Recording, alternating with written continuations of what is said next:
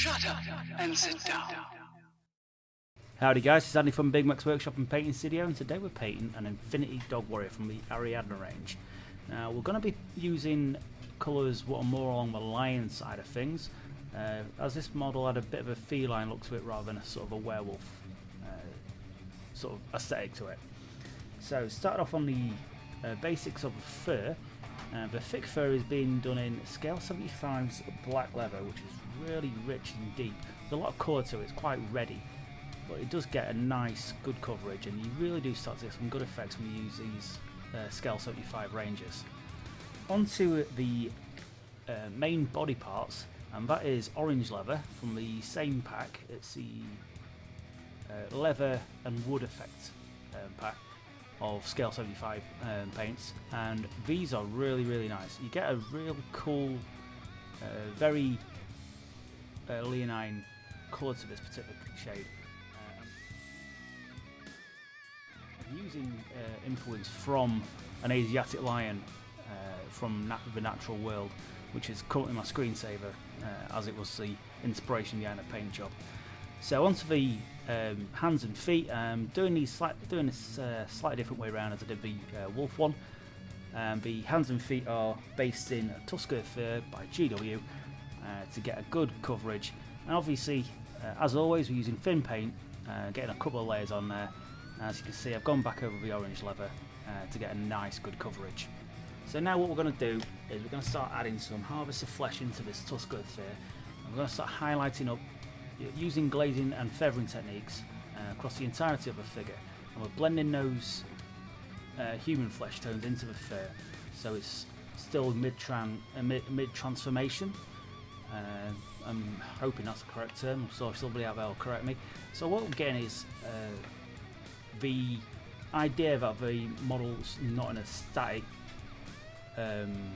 shape. It can switch between forms throughout the day or throughout the battle.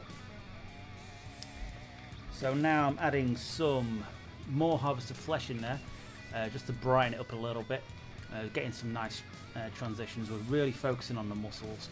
Still going to leave some of that Tusker fur showing through, as that adds a lot of depth to the character. As you're fully aware by now, I don't use a lot of washes on my flesh tones.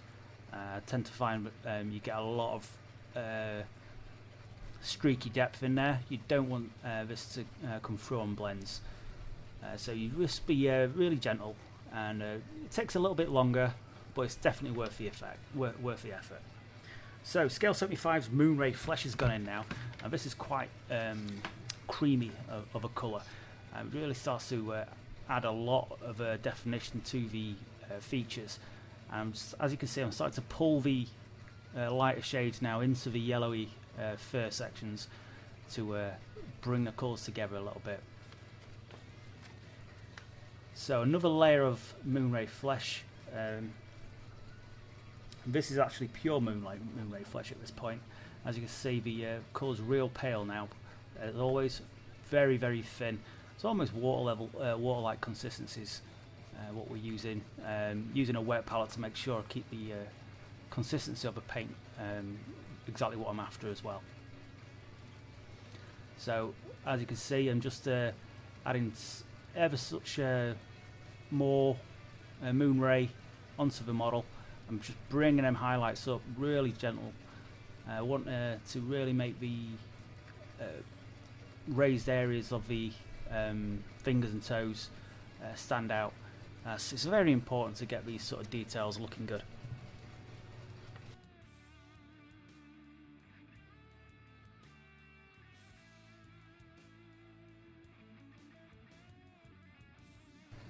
So once we've got that down, I'm adding a very thin wash, which pretty much contradicts what I've already said. This is a mixture of Seraphim Sepia and blue. This has been thinned down with airbrush thinners. You could use Lamy medium or use whatever thinners works for you. I tend not to use water as it tends to dry a little bit chalky. And I'm just adding these into the recesses. It just adds a little bit more of a interesting colour to the recess areas. As you can see, it's just starting to bring the colours together, as skin has got a lot of different colours in there. It's not just the pinks, it's not just the creams, there's also reds and greens in, and just adds adding these sort of washes really accentuates the detail.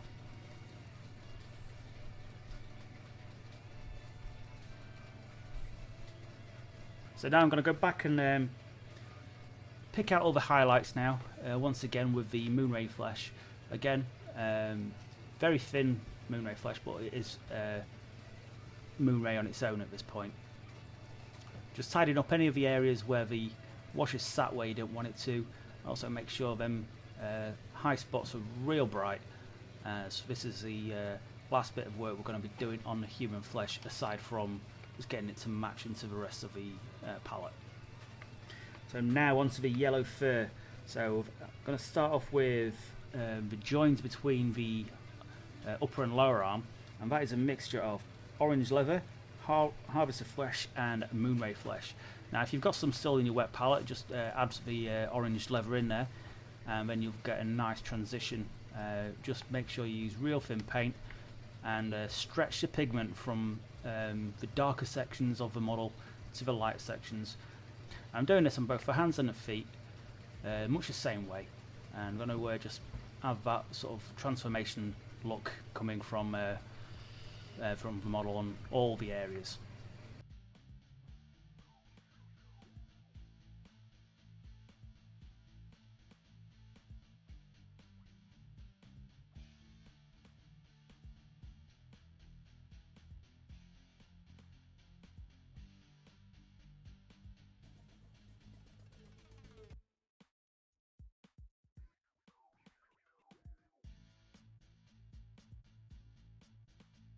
So now I'm going back onto the fur now, and as you can see I'm just starting to add a slightly light colour, which is the orange leather and Iroko now. So I'm starting to add some Iroko onto the orange leather, and I'm trying to follow the muscle structure, sort of to define the flow of the fur from the top to the bottom. So what this is doing is just adding some movement to the model as well as the highlights. It's just showing that the fur is moving in a certain direction, so you won't get any weird sort of patchy cross hatches where you don't want it. I'm continuing that with the pectoral region and also across his stomach, and I've added some more Iroko into this mixture, and I'm really focusing towards the raised areas of the muscle structures. It was a really well defined model, so you can really go to town and make these muscles stand out a hell of a lot, as there's a lot of really cool features about it. It makes it a really interesting model to paint. So continue on with the orange area fur. I've now added, this is now pure Iroko at this point. Iroko is quite a yellowy colour. You probably see me using it a hell of a lot at the minute. Something I'm really experimenting with. It's very sort of khaki-esque, I suppose. You could use sort of, one of the Zamizi Desert Rangers, something along them lines, and you get a similar sort of effect. As you can see, I'm just continuing more so along the muscle structure. Still going from top to bottom, just following that fur pattern which I've already laid down, just to keep the fur looking natural. And now I'm adding some birch to the mixture, which is a very creamy colour. You could easily replace it with GW's Bone Screaming Skull or something along them lines. And I'm using these as final highlights just to really bring out those pectoral muscles. Now at the minute it looks quite flat. Obviously there's no washes in there, and I did feel that this could probably have done with a satin finish at the end.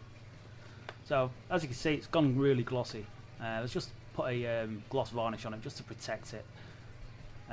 This is important with metal models, as they are a pain for chipping, so every now and then it's always worth just throwing a varnish on mid-paint job. It just protects the model a little bit better at the later stages as well. So I've added some more birch and I'm working on the facial features. As you can see, I'm just bringing those details up a little bit more, just getting them those feline features really to start to stand out. And keeping with the slightly darker colours, I'm still building up some of the highlights and shades into the back as well. This bloke's pretty much naked apart from a pair of shorts, so we've got a lot of work to do when it comes to his flesh stuff. So I'm just adding a few extra last minute highlights onto the face, as we really tried to make the face stand out. It's a quite interesting one.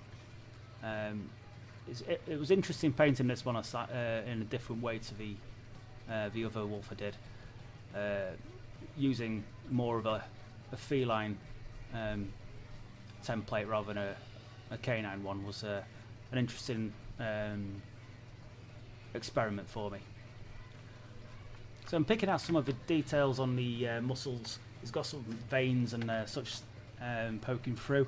I'm just adding a few gentle highlights with the birch onto the veins and also into the most high spots of the muscles, just to add a little bit extra detail onto it. So there we are at this current stage, and he's got the bodywork largely done. So I'm going to go into his teeth and his mouth, and so we're starting off with tusker fur again, an old favourite of mine, and getting a nice coverage on there on the inside of his mouth. I was going to go for sort of a black lipped effect, but I felt that would have looked a bit weird alongside the dark fur around his face.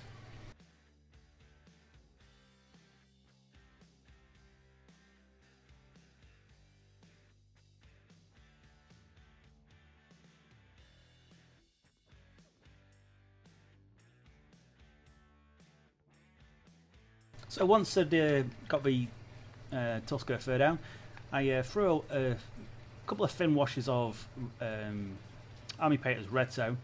You could use Crimson. Red Zone seems to be a little bit richer. And I'm throwing that into his mouth and also down, but he's got a sort of a scar across his face.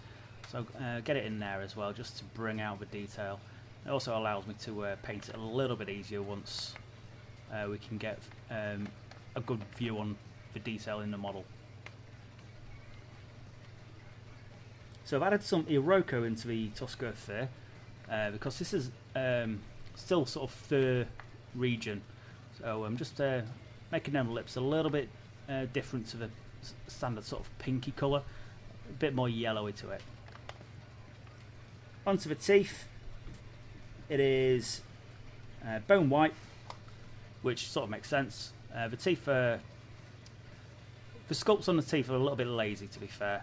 I'm not very difficult to get looking right, so I do apologise on that one.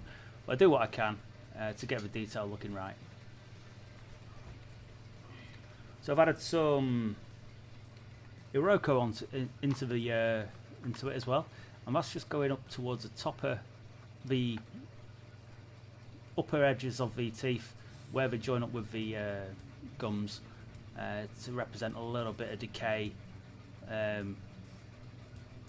maybe a bit of staining on the teeth as well. Just a little detail I thought would look interesting to try and get it on there. So now it's Agrax Earthshade, gone into the mouth just to pick out the details and the individual teeth. It's a good way of covering your tracks if your coat's been a little bit iffy.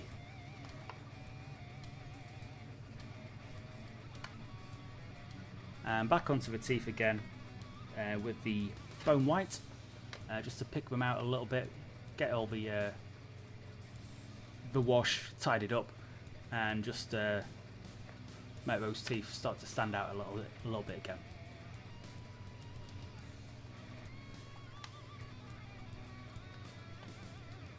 And finally on the teeth, a little bit of white just on the edges, just to make them look that little bit brighter. So back onto the veins. It is Leandris Grey, mixed into the Iroko. And I'm just picking out the veins around about the fur, because although he has got fur, it does seem to be quite thin fur, so I wanted the veins to stand out a little bit on the model as well. And the Leandris Grey is sort of a bluey grey. Toned it down with a little bit with the Iroko, just to show that they're showing through the fur rather than from its skin.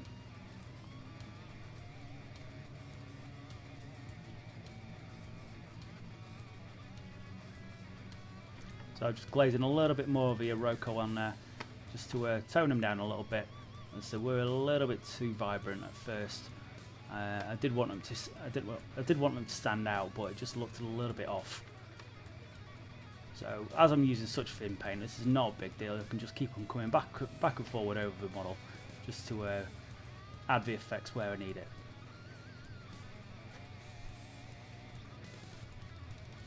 Then again, a little bit of Leandris Grey, really thin at this point, just bringing that to a nice good colour.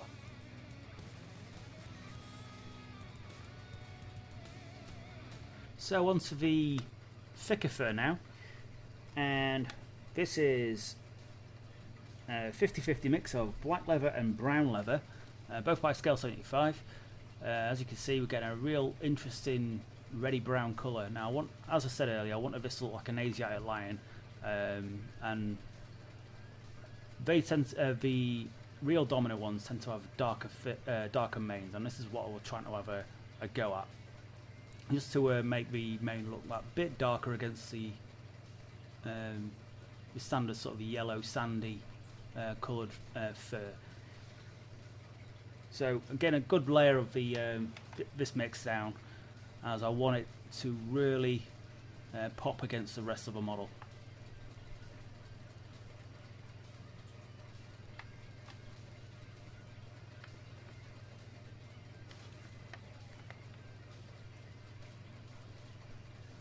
So once I've got that down, I'm now adding orange leather into it.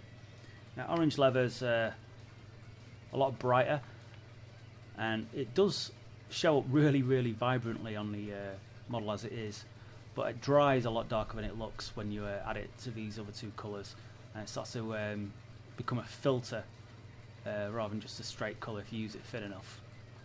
So I'm just bringing these dark colours up, trying to stick to the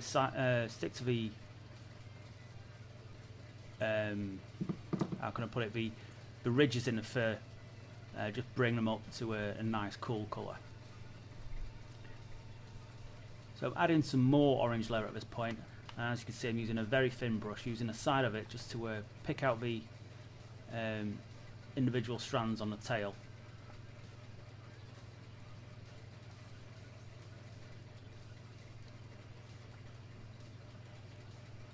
Now this is where my idea behind it being a lion fell down. As you can see, it's very much a wolf tail rather than a lion tail, but there you go. So now I added some Iroko into the mix, just to bring it together a little bit. I'm starting to, it's almost a dry brush over the entire mane, just dabbing away with my finger any of the sections where it's a little bit thick.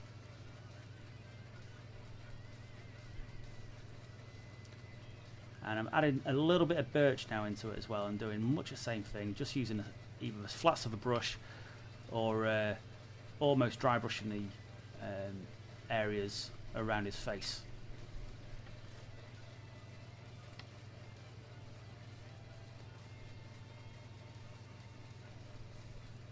At that stage I weren't particularly happy with how it was looking a little bit chalky, so I got the Agrax out to see what happened, and tried to just add some more depth to the model.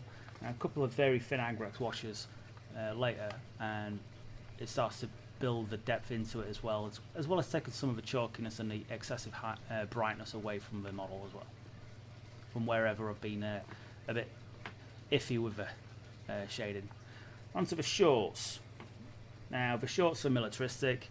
I want to be in the same style as the one on the wolf, so it's Cayman green as the base coat, which is a Vallejo Army painter.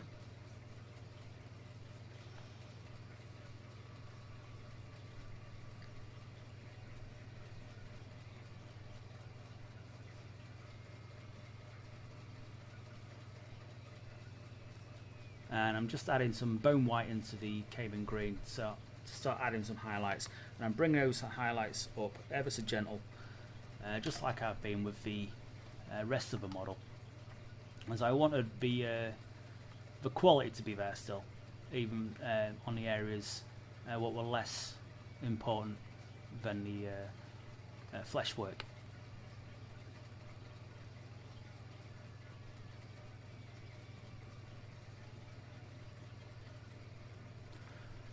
Now, what I was doing whilst I was painting this, I was looking into the model itself, seeing if I could find a little bit of background about it. And it turns out these guys are meant to be in like the Ariadna version of the US Marine Corps or something. So after I've finished the shorts and got him roughly how we wanted, I started looking into Marine Corps tattoos. So we're going to have a little bit of a play at doing something like that as well. But yeah, it's just some more bone white into the Cayman green, just to start finishing up those highlights, make them look a bit more interesting.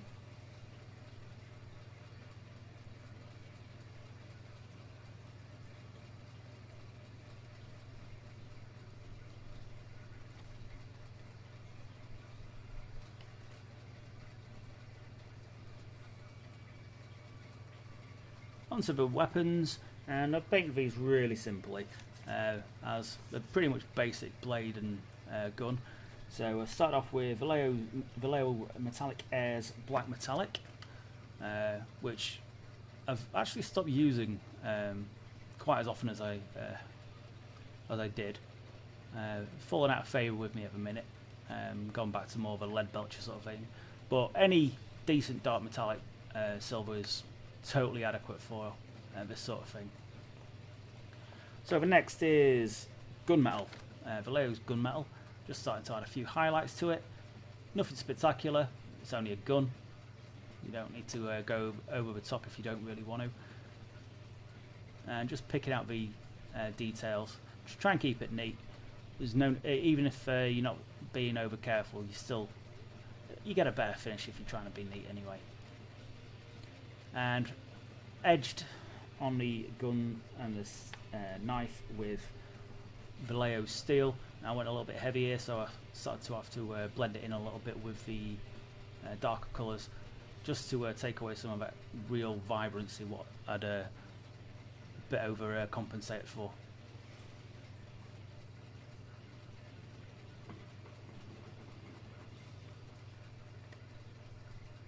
So on to the tattoo. So I found something a little bit appropriate for a guy like this guy, and I started painting the stars and stripes. This was the first attempt. I did it without any prep work at all. So to do this sort of thing, it's dead easy to do sort of a black and white tattoo. You want a Dark Reaper. If you just keep it really, really thin, and you just gently sketch the image you're going for onto the model. Now, the reason you do it thin is for two reasons. One, you've got room to recover if you screw it up, which is easy to do. And two, tattoos tend to look faded, so what you want to do is be able to go over the top of it with the basic skin tone as well, just to blend it in so it doesn't look like it's just stuck on the top. It's actually part of the skin work at that. So what you're getting is a much more muted look. And the Dark Reaper is a really good one for tattoos. That's how after a little while, it's how tattoos often look when they've been exposed to sunlight and grown into the skin a little bit. Anyway, thank you for watching me ramble on about a dog warrior for the last half an hour. I hope you enjoyed it. If you did, please hit like and subscribe, share with your friends. Also, check out our other social medias and our merchandise down below. Got some massive thank yous, so huge thank yous go out to the York Boys, Ludwig Hofbauer, Warren, D-Wack, Kit Lindquist, the Acmus of Dawn, Mark and Matt. Thank you, you're our top rated Patreons, so huge thank you to you guys. Without you guys we wouldn't be able to do this.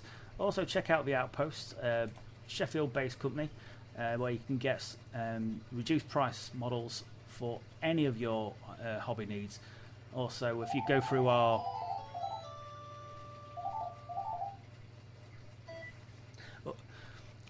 to the outpost, you can get any of your hobby needs at reduced cost, and if you use our affiliate link in the description, we will also get store credit on every purchase you make as well.